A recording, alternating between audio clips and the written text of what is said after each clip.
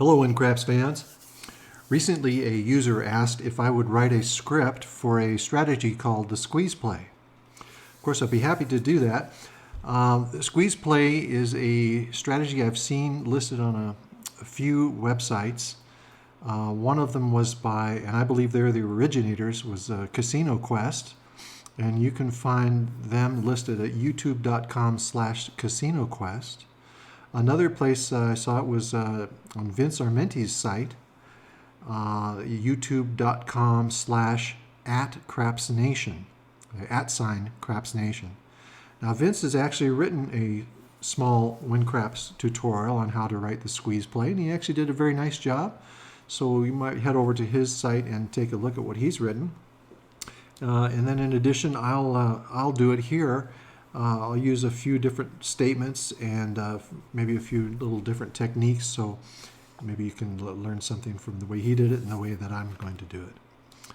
Let's start here by opening up the AutoBet screen and writing down what is the squeeze play. Now I've seen several variations of it. I'm going to look at one, or write down one that I believe I saw on Casino Quest, and that starts out with some initial bets of $66 on the inside place bets. And then based upon the wins, so when one of those bets win, one win, we're going to add a $10 buy 4 and buy 10 bets.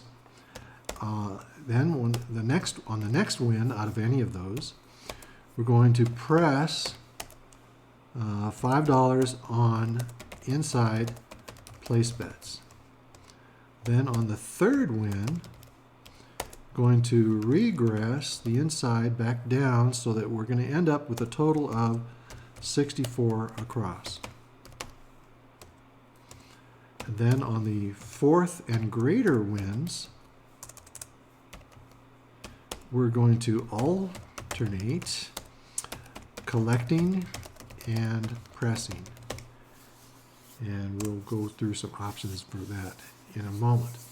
Okay, so that's it. That's basically the system.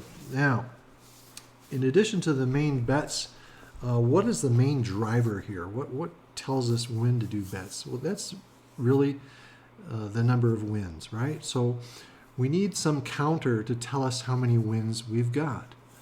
Well, WinCraps already has some counters on the bet results screen, and we could use those. For instance, if you came here to statistics and look at bet results, you can see that this table is defined by the player, the session or hand, whichever bets you've got selected, and whichever row or column you want to define.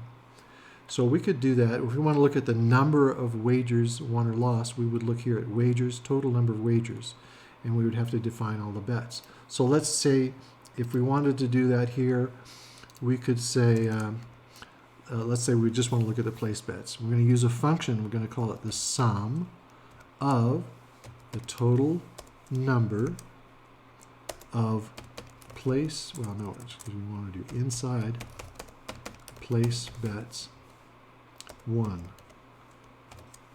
Okay? And then close the function right there. So total number of inside place bets 1. That's going to give us the value of how many place bets have won. Now, if we don't add on a time period here, it's going to default to current session. And the way this strategy is going to run, it needs to run basically every hand, because every time it sevens out, it has to start over. So you would have to add in current hand, otherwise it's going to default to current session.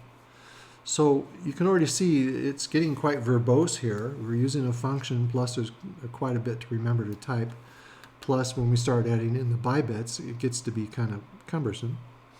Plus it's a little less flexible. If we wanted to extend this outside of the range of one hand, maybe have it span a couple of hands, then the bet results data would not be helpful. We need to have a separate counter. So let's set up our own counter. Let's delete that. Let's use our own counter. And how about we just arbitrarily choose a check stack? We'll choose check stack number 1. And we can either spell out check stack or we can use the abbreviated version, CS1. And I'm going to add on a little moniker here. We'll just call it .wins. You don't have to add that on if you don't want. It's just a little extra descriptor to tell us what check stack 1 is supposed to represent. It just makes reading the script a little easier, especially if you're using multiple check stacks. You don't have to remember which did what. You can just see it written right there. So we're going to use that, and now we have to decide when to reset it and when to increment it. So we want to reset it or initialize it whenever we make our basic bets. So let's come down here and we'll say somewhere under here where we make our initial bets is where we're going to want to say check stack wins equals 0. And then we have a bunch of things down here we're going to do. We're winning, so we have to increment it before we act on it, right? So let's say if any bets win, then add 1 to check stack 1. Okay, check the script, looks good. So that's it, there's our counter. Now I can erase that top part there. And now it's going to go up and down, it'll reset here. Now technically we could say here, if it's 7 out, then check stack 1 wins equals 0. But I'm going to include it up here and I'll show you why in just a moment. So let's first of all talk about our initial bets. When are we going to make initial bets? Well, when there are no bets out there, right? I mean, we could add in other criteria. We could say, well, you have to wait for a come out roll or whatever. You can add that in. That's not a problem. But the most basic part is here, if there are no bets. So do we have to say each and every one of these bets? Place 5, place 6, place 8, place 9? We could, wouldn't hurt, but they're all losing at the same time, right? Every time it's 7 rolls, they all lose. So if one is 0, the others are 0. So we don't need to test each and every one. We can just test one. So let's say if place 5 equals 0, then let's make these bets. So let's say bet $15 on inside place bets. Now I want to also include the next line, check stack 1 wins equals 0. So I have to add a colon here so that those two lines have a separator. And then we'll put our little end if down here. We'll check the script, and it looks good. Now let's talk about this. First of all, erase that comment. We don't need it anymore. If the place 5 is 0, there are no bets. We're going to bet $15 on inside place bets. If we wanted to, and I believe this is what Vince did on his site, is he addressed each bet individually, and there's nothing wrong with that. You can say bet 15 on place 5, colon, next line. Bet $15 or $18 on place 6, colon, next line. Bet $18 on place 8, colon, next line. Bet $15 on place 9, colon, next line. Perfectly acceptable, nothing wrong with that. This just kind of compacts it down. Since they're all going to be equal, and I'm not going to separate them out here, I'll just include them in one. It makes the script a little easier to read. So I'll say bet 15 on inside place bets. However, one other little thing here you just need to be aware of. This bet $15 is relying on a little fact that on the action menu, autoplay screen, in the right hand corner here you can see auto adjust bet amounts is set to auto. Now WinCraps initially comes with an auto selected and with the place bets bias set to increase. If you've changed it, then it could cause that statement that I wrote to be wrong, incorrect. What happens now is your auto bet comes through here and it says bet $15 on the inside place bets. So it starts with the place 5. $15, no problem, there you go. It goes to the place 6. It tries to bet 15 and the auto feature kicks in and says, well, wait a minute, 15 is not correct for place 6. It should be in increments of 6. So it has to be changed, and the bias says, how are you going to change it? It says we want an increase. So it should go from 15 to the next multiple of 6, that's 18. So it, in fact, will bet 18 on place 6, bet 18 on place 8, and on place 9, it'll go back down to 15. So this one statement here, by virtue of the fact that we have the auto adjust amount feature turned on, will get us all the bets we want. This gets us 66 inside. Nice and compact, it does what we want. Okay, so now let's get back to the rest here. That's our initialization, and you can see anytime there's a 7 out, the bets will become 0, and it'll re-bet them, and you'll reset your counter here.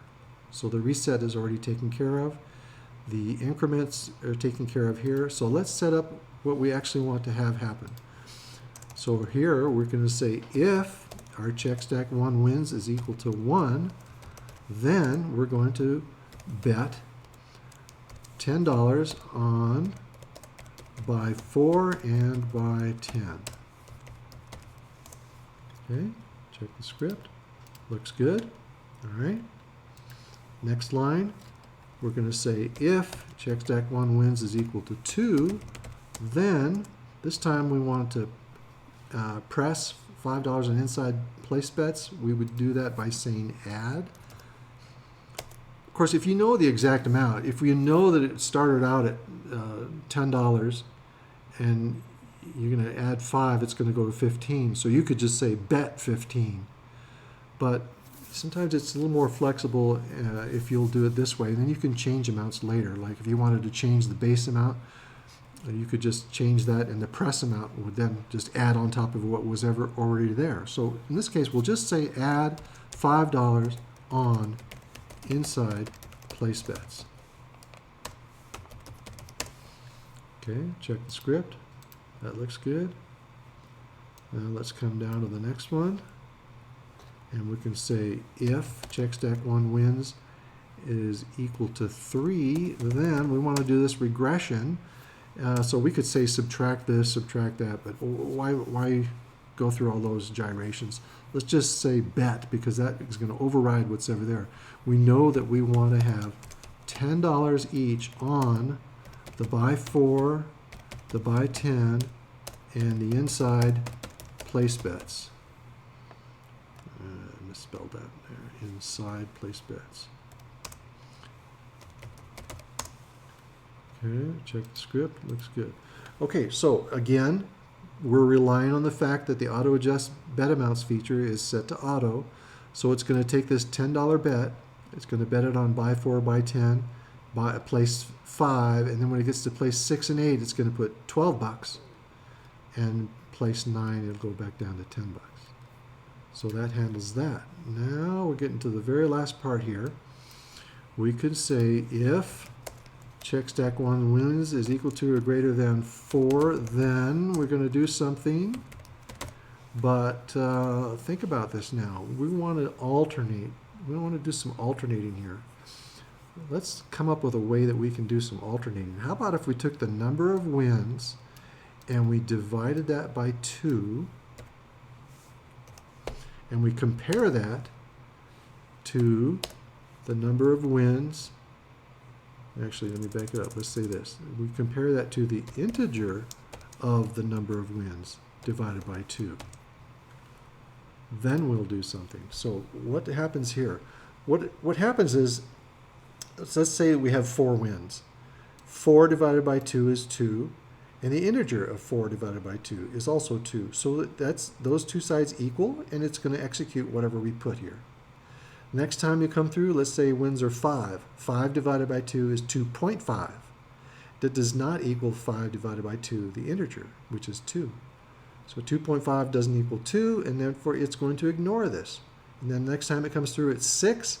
6 divided by 2 is the same as the integer of 6 divided by 2, and then it'll execute. So by using this little statement here, we've come up with an auto bet, which is going to execute every other win, which is kind of what we want. Now, if you wanted to extend that to, let's say, every 3rd win you wanted something to have happen, you just change these 2s to 3s. Now, every 3rd win, it will execute whatever you put in here.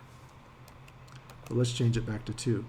Another little option you have here, you don't have to do it, but it's just, I don't know, maybe cleans up the code a bit. Instead of saying integer here, you can take that out. And what you do is you change the division sign to a backslash, and that is the same as saying integer division. So now it's saying the wins divided by 2 and the integer of the wins divided by 2. So if those two are equal, then we'll execute here. And what are we going to do? Well, we said we were going to alternate collecting and pressing. So let's say that when the wins are on an even number, we're going to press. So we're going to say add $5 on, and then we're going to just copy the bets we had here. And check the script. Looks good. Okay, let me get rid of all these previous comments, clean it up a little bit.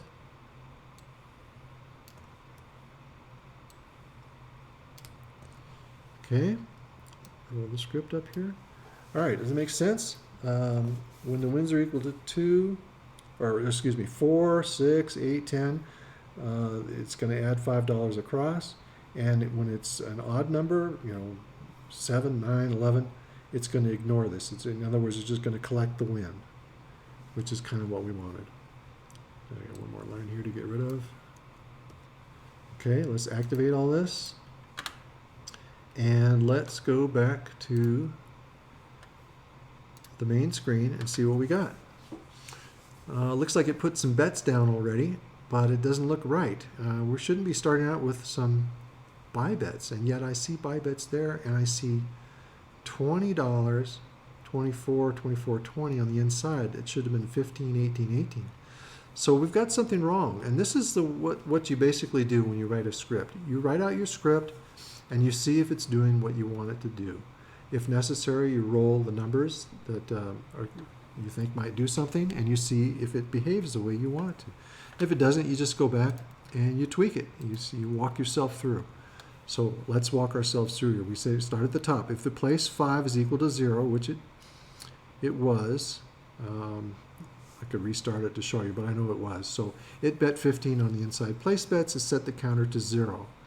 We can verify that by looking down here. Check stack 1 is indeed it's 0. There's no value there. So that was true. Then it came here. It said, did any bets win? No. So this stayed at 0. Let's scroll down here. So that means there were no 1 wins, 2 wins, 3 wins. It came down here then and it said, how about this? Check stack 1 wins. That's 0. 0 divided by 2, is that the same as the integer of 0 divided by 2? Well, it sure is. So it executed this line as well. So it says add $5 on all these bets. Well, buy 4 and buy 10 did not exist at the time, so the add 5 just created a $5 bet. And then the inside bets went up from 15 to 20. So that's what happened there, and then that's what we found out. So how are we going to cure that? Well, the wins, we really don't want this stuff to be acted on until there's an actual win, right? Well, we didn't have a win, and yet it was looking at it. So how can we include that together with the wins? We come up here, and here's the statement. If there's a win, do this. How about if we take this end if away? So now whatever follows this line here is going to be part of what falls under this line, okay? And we'll put the end if down here at the very end. And now when I check the script, it will indent everything to show you what I'm talking about, okay? Notice how all these statements got indented, so they fall under this line right here. If any bets win, then increment the check stack, and then based upon the value of the check stack, do these things. Oh, you know what? I didn't include the last one. Let me move that end if. It should have been all the way to the end. So we'll move it down here, and we'll recheck the script, and there you go. Now we've got them all included. Okay, so let's test that out. Let's come back here. Let's start a new session. Don't need to save anything. And here's our, okay, now it's looking good. Now we've got 15, 18, 18, 15. So let's try and roll some numbers. How about, let's say we roll a 10, and we still have our bets, nothing happened. Nothing was called on, everything's fine. So let's say we roll a 9, we expect to see 2 place bets, 2 buy bets for $10, that happened. Let's say we roll now a 5, what should we expect? The inside bets should be pressed up $5. And in fact, they went up $10, and the buy bets also went up from 10 to 15. So something more in our code that we need to figure out what's going on. So let's see. First of all, I'm just going to reset this now so it's all ready to go for our next test. So we'll reset that. Let's go back to our script and let's look at it. Okay, we got to initialize 15. bets win, we're going to increment, and then we're going to do this based on the value. Gosh, I just don't see it. So here's what you got to do. We're gonna turn on this option called Show Steps. Now, if we turn it on right now and we start rolling, it's going to walk us through the script, and it's going to show what's happening, where the script is going, and how it's evaluating and what it's acting on. But it's going to do it for the whole thing, each roll. And we can do that. That's perfectly fine. In order to use this, you have to not only select it here, but you have to leave the AutoBet screen open. Now, it doesn't have to be on top. It could be in behind, but it has to be open. But rather than walk through each and every bet for each and every roll, I would rather get to the point that I'm most interested in. So let's not activate that until we get to the point where we want to really see what's happening. So when did that happen? Well, we started out by rolling a 10, and then we rolled a 9, and our place bets came up. All right, so far so good. Everything looks good. Now is when we encountered the problem. We went to roll a 5, and all these bets went up. So let's now go to the AutoBet screen. Let's turn on Show Steps. And now what's going to happen when I start a roll, the AutoBet screen is going to pop up and it's going to walk us through. So let's see what happens. I'll roll a 5. Now, AutoBet screen pops up, a little red box comes here, and it starts walking us through. It has highlighted in the script, starting what it's looking at. If this is the beginning of a condition block, you click Next, and it's saying place 5 equals 0. Is that true or false? It's false. Based on the false value, it's saying that because it was false, the next action block will be skipped. So it's going to skip over all this. And indeed it does, and it goes to the end, and it says, hey, this is the end of that structure. Goes to the next one. If any bets win, condition is true, then, now it's saying because the conditions were true, it's going to execute the next block here. So it's going to drop inside, and it's going to say now add 1 to check stack 1 wins, and action taken. So and we could actually go look down here, and we could see, hey, it added 1 down here. Okay, so far so good. And then it says if check stack 1 wins equals 1. That's false. As we just saw, I think it was equal a value of 2. So it's false, and then it says based on that, it's going to skip the next actions. End of structure. Next item. If check stack 1 equals 2, that is true. Then add 5 on inside place bets. Action taken. Next. End of structure. Let me scroll this down here a little bit. If check stack 1 wins equals 3, that's false, so it's going to skip the next thing. What about this last one? Beginning of condition block. If check stack 1 wins divided by 2 is equal to integer divided by 2, that condition is true. So there's our problem. We already executed this line up here. Check stack 1 wins equals 2. Now we came down here and we forgot that this is 2 divided by 2. So it's going to execute this as well and add another $5. Well, we don't want another $5 added on here at this time. So that's where our problem lies. So this is where you can use a Show Steps feature to walk through your script and find places where you have errors or where it's doing things that you didn't expect. So I'm going to close that. Now, how can we fix this? Well, there's a couple different ways. One is we could say, well, let's just take our little statement here, copy it, and let's paste it in here. And instead of 3, we're going to say 4. Or actually, we want to say greater than or equal to 4. And, okay, so we want to say that, first of all, we want to only execute what's here when it's divisible by 2, and the number of wins is greater than or equal to 4. So now, it won't execute this one and this one simultaneously, okay? That will solve our problem. However, let's do another little trick, and let's kind of streamline this whole thing. What I want to do is combine all these lines, because when we have a win, we want to execute one and only one of these options. We don't want to do multiple options. So there's a statement you can use that combines everything and does just that. It'll execute only one out of a whole block of items, and that is the else if. So if I say checkstack1 wins equals 1, then execute this. Else if checkstack1 wins equals 2, then execute that. Else if checkstack1 wins 3, then execute that. Else if it's even, then do this. All right. How about I'll separate these a little bit just so they stand out and maybe makes it a little easier to look at. So here we have a complete block. And if I do check script, you can see they're all in the same background color. They're all part of the same block.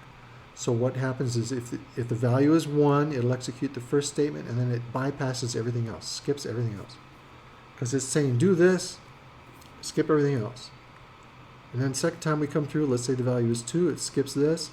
Now it executes the second one, and then skips everything else.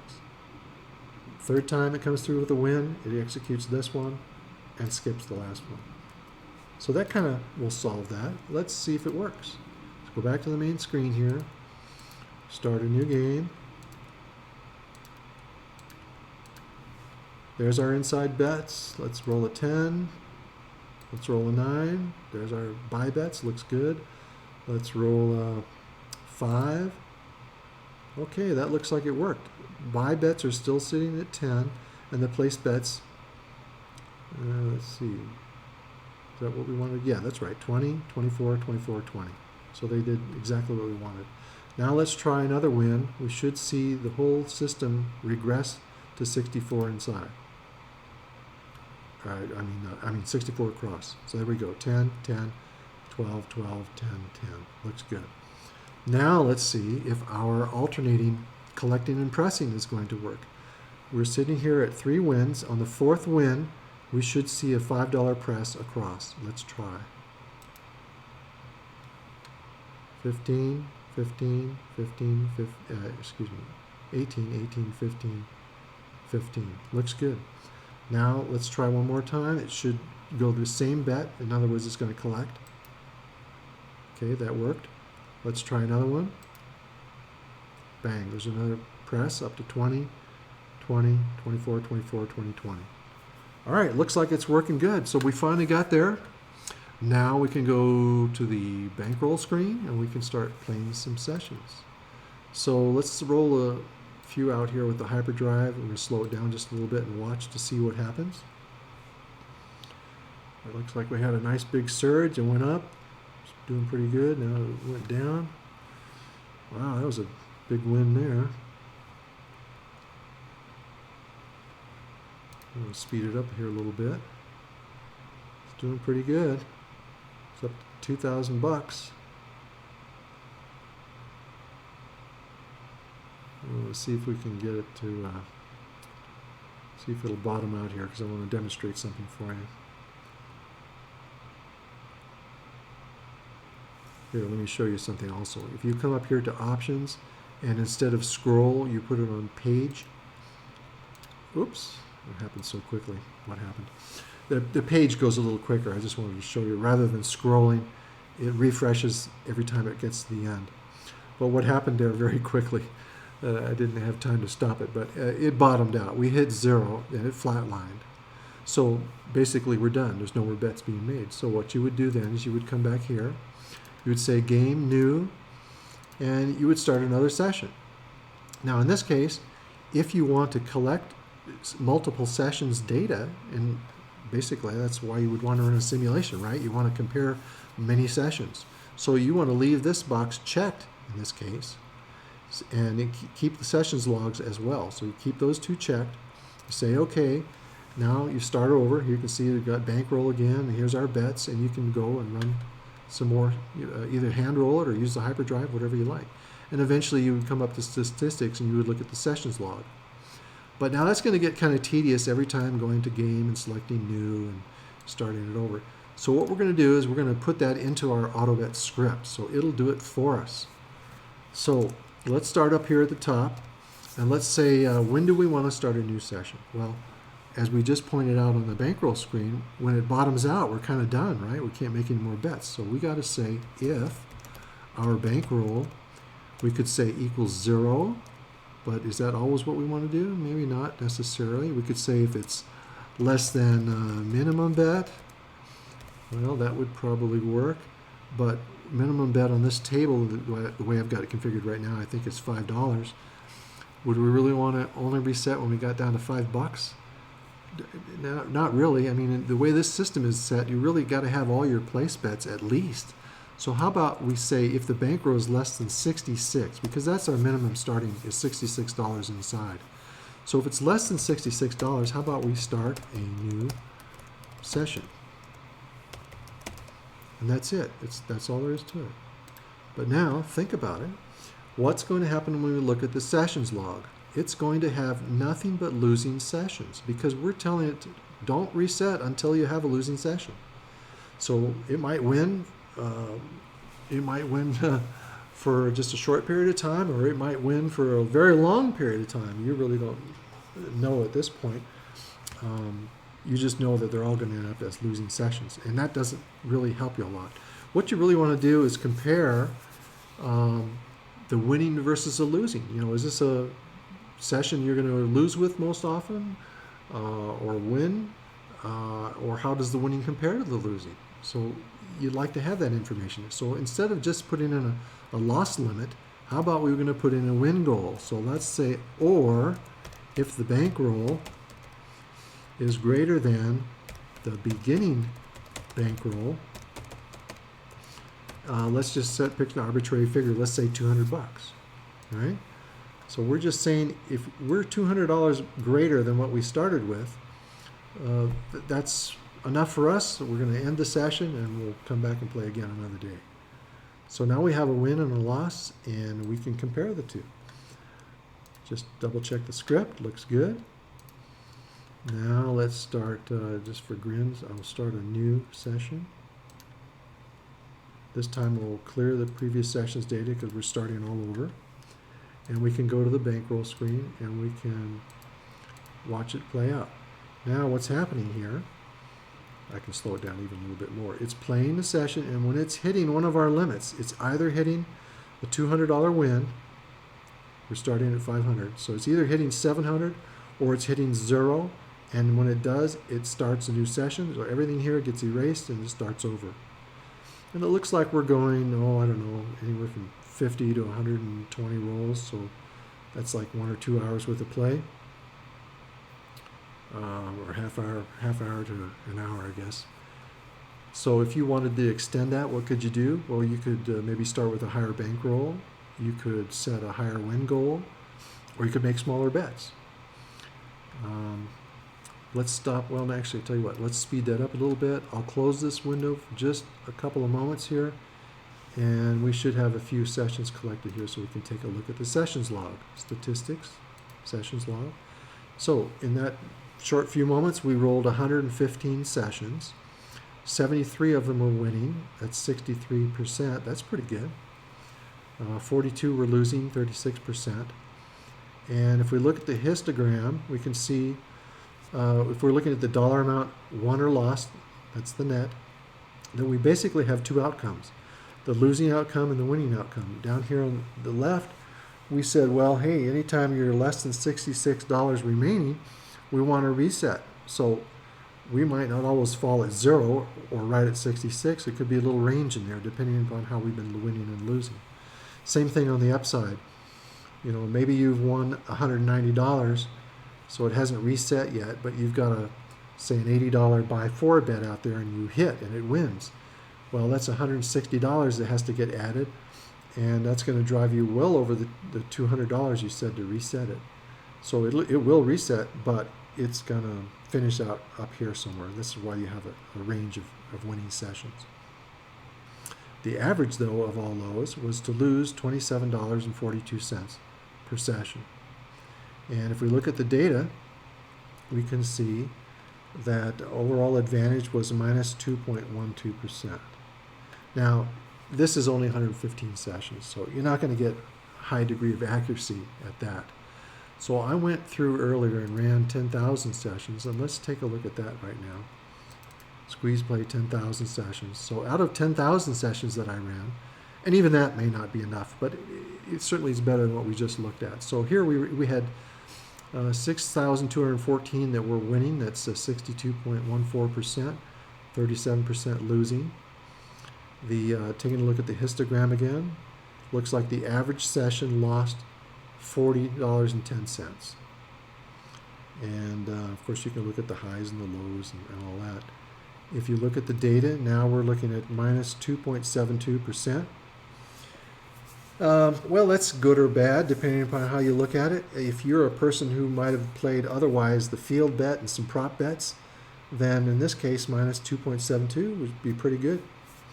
On the other hand, if you were, say, a pass line player with odds, if you were playing double odds, it gets you down to around minus 0.5%. So in that case, minus 2.72 is not so good. But there's other factors to consider. I mean, what's the standard deviation? What are the highs and the lows? Maybe it's got action that you like better. Maybe when things are going well, it performs much better. It all depends on what kind of play that you like and what are you willing to accept. So you can play with those numbers and see what suits you. Now let's go back to the auto bet screen and say when we're looking at this, we're talking about the bankroll, the beginning bankroll. Well, what is the beginning bankroll? Well, that is set up according to the game configure screen on the bankroll tab. Whenever you start a new session, it looks here and it says for every new session, what do you want? You wanted to start with a bankroll of 500, so that's what it does. And that's the way you can set it all the time if you want, no problem. Just whenever you want to change your bankroll, change it here and then rerun your simulation. However, you can make it a little easier if you want to go on your script, and you can set it in on your script. You can say, if beginning new session, so we can type it out or we can come down here and select it, click on variables, and then just click here and it puts it in. It saves a little typing. If beginning new session, then we're going to say beginning bankroll equals 500. Okay? Now, if you want, you can remove the word beginning. And you can only remove it here because it's under the guise, or it's under the care of beginning new session. So when you are beginning a new session, that means there's no rolls on the table. So you can say beginning bankroll equals 500, or you can just say bankroll equals 500. Either one will work. But once this rolling has begun, and you tried to say bankroll equals 500, nothing will happen. Or nothing, as a matter of fact, nothing will happen with beginning bankroll equals 500 either. They have to happen under beginning new session. If you want to make bankroll adjustments later, you have to use the ATM machine. Now, we want to add one other little thing here, so I'm going to add a colon, and then I'm going to put in another line. There is another thing on the autoplay screen which affects how your bets are going to be made, and those are the handle winning and handle losing bets.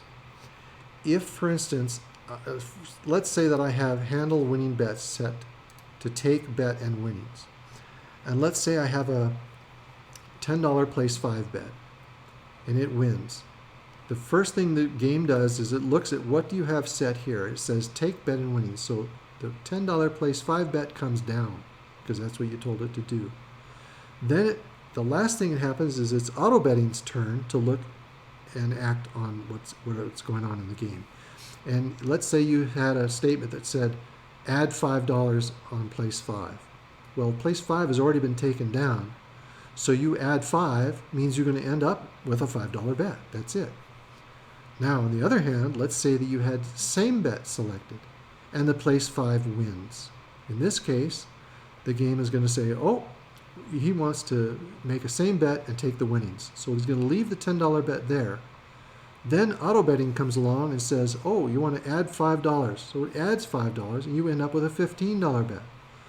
So in one case we ended up with a $5 bet, in the other case we ended up with a $15 bet. So it matters what you set here, and if your script relies on that. You know, you can write the script so it won't rely on these settings, but just be aware that's going on. And one thing you can do to not have to worry about that is to come into your script and tell it.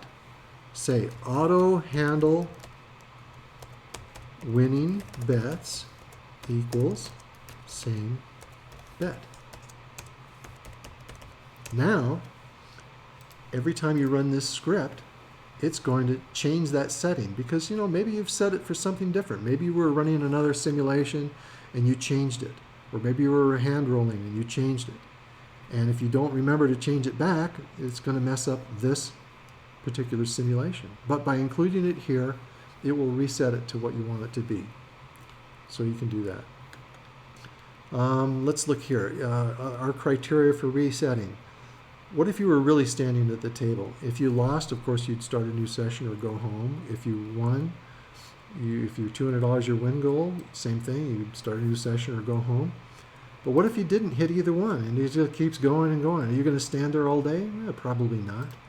So maybe you want to add in another thing here. You could say, or simulated hours is greater than or equal to, let's say, 3. Then maybe you want to reset as well. You could set in some more criteria.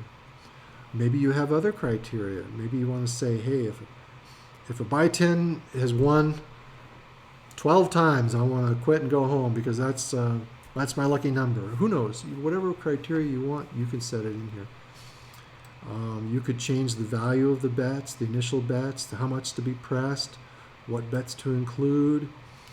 How about here? Let's take a look at this alternating. Right now we're pressing up $5 on all the inside, or excuse me, all the bets.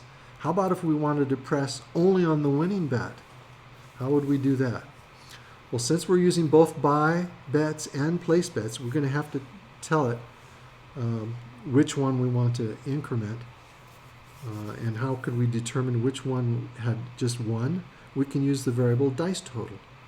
So if we know a bet won, we come in here and say, well, if the dice total was equal to any 4 or 10, whoops, I hit a wrong key here. I'll get rid of that. If it was equal to 4 or 10, then we know it was either a buy 4 or 10 bet that won, right? So how about we just say, in that case, we want to add whatever was on the buy bet before, and again we use the dice total to determine which bet that was. So buy dice total on buy dice total. All right, let me go over that again. So if the dice total were 4, let's say dice total is equal to 4. It drops in here and it says add whatever was on buy. Here's the dice total is 4. So whatever was on buy 4 before, add that to buy 4 now. Okay. If dice total is equal to 10, then it's going to say add the prior buy 10 on buy 10. Okay. Now let's say if the dice total wasn't a 4 or 10, we could say if the dice total is equal to 5, 6, 8, or 9, then do something else. But we can shorten up the code a little bit by saying, hey, we don't need to make that test because if it's not a 4 or 10, we know it must be a place bet because that's the only bets we're making. So we just say else. And then we can copy what we wrote here, Control C, and we can just paste it down here, Control V, and instead of buy, we're going to change those to place. And then we just need to end up with our end if, and we'll check the script to clean everything up. And let's look at it here again. Dice total 4 or 10, do this. Otherwise, take the prior place, let's say the dice total is 6.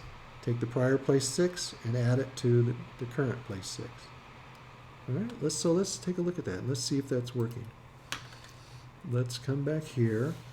Right now we're sitting at 0 wins, so we're going to have to get a few wins under our belt. So let's say we roll a 10, a 9. There's our buy bets. Let's say we roll a 6. There's our press. Another 6 should be our regress. Okay, now this time, if I roll, let's say a 9, we're going to roll a 9. And right now it is a value of 10.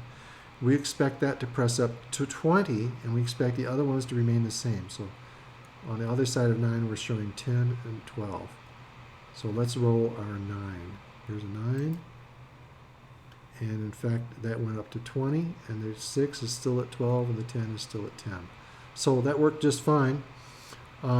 We can show the same thing here for, say, a buy bet, but I can see right now we had that $200 win goal set in there. And let's see, are we going to, oh no, I guess we can do it. We're down. So let's go ahead and show that. So if I roll a 10 now, it should go from 10 to 20. And, or no, I'm sorry, it collected every other win. Okay, so they collected. Now we'll do it again. Thing, there it goes. It goes to 20. Now I'll roll it again. It should collect again. And roll it again. Now it'll press again. So now we're up to 40. Okay, see how that's working? So these others are still down there. If I rolled a 4 now, it should go from 10 to 20. Once again, it collected first. Sorry about that. So now it went to 20. Now it will collect, and now it will go to 40. Well, it would have, but we hit our $200 win goal, so it reset. Okay, so I think you got that part of it. Let's see if there's anything else we can talk about here. How about this one statement here? If any bets win. Nothing wrong with that. You can use that. However, bets win. When you use the word bets here, it looks at all the bets on the table, and there's about 100 of them. So every time it executes this statement, it has to look at 100 bets to determine whether this statement is true or not. And if you're running millions of rolls, of course, that kind of slows it down to look at 100 bets for every roll. So you can trim that down by only having it analyze the bets you're interested in. So what we could say is if any buy bets win or place bets win. Now it will only look at, there's 6 buy bets and 6 place bets. So that's a total of 12 bets versus 100. So you've just increased the speed of the hyperdrive by doing that. Now we could make it even better. We can say we're not looking at all buy bets. So we could just say if buy 4 wins, you can say win or wins, it doesn't really matter, or buy 10 wins, or place bets win. See, that pares it down even more. Now it's looking at 6 place bets and 2 buy bets. Now if you really want to get fancy, you could even include inside place bets.